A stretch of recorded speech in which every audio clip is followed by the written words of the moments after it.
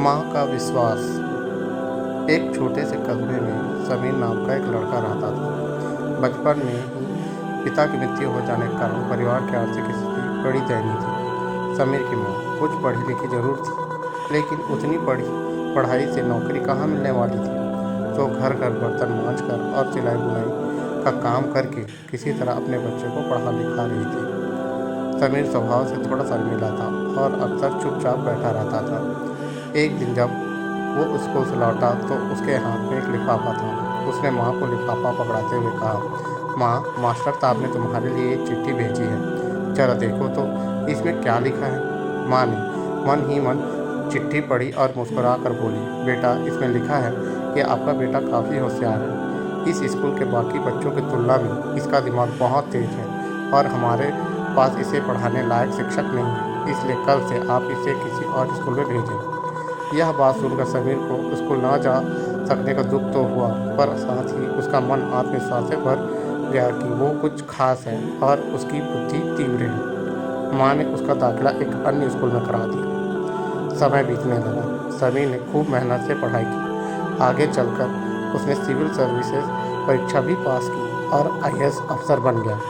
समीर की माँ अब बूढ़ी हो चुकी थी और कई दिनों से बीमार भी चल रही थी और एक दिन अचानक उनकी मृत्यु हो गई। समीर के लिए ये बहुत बड़ा आघात था। वह बिलख बिलख कर रो पड़ा। उसे समझ नहीं आ रहा था कि अब अपनी माँ के बिना वो कैसे जिएगा।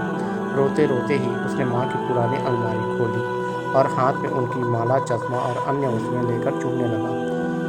उस अलमारी में समीर के पुराने खिलौने और बचपन के कपड़े तक संभाल कर रखे हुए थे। समीर एक एक कर सारी चीज़ें निकालने लगा और तभी उसकी नज़र एक पुरानी चिट्ठी पर पड़ी। दरअसल ये वही चिट्ठी थी जो मास्टर साहब ने उसे 18 साल पहले दी थी। नम आंखों से समीर उसे पढ़ने लगा। आदरणीय अभिभावक, आपको बताते हुए हमें अफसोस हो रहा है कि आपका बेटा समीर पढ़ाई में बेहद कमज़ोर है और खेल कूद में भी भाग नहीं लेता है। जान पड़ता है उम्र के हिसाब से समीर की बुद्धि विकसित नहीं हो पाई है, अतः हम इसे अपने विद्यालय में पढ़ाने में असमर्थ हैं। आपसे निवेदन है कि समीर का दाखिला किसी मंदबुद्धि विद्यालय में कराएं और खुद घर पर रख कर इसे पढ़ाएं। समीर जानता था कि भले अब उसकी माँ इस दुनिया में नहीं रही, पर वो जहाँ भी रहे उनकी ममता, उनका आशीर्वाद सदा उस पर बना रहे। दोस्तों, रुडयार्ड किपलिंग ने कहा है, God could not be everywhere and therefore he made mothers. भगवान सभी जगह नहीं हो सकते, इसलिए उसने माएँ बनाई हैं। माँ से बढ़कर त्याग और तपस्या की मूरत भला और कौन हो सकता है।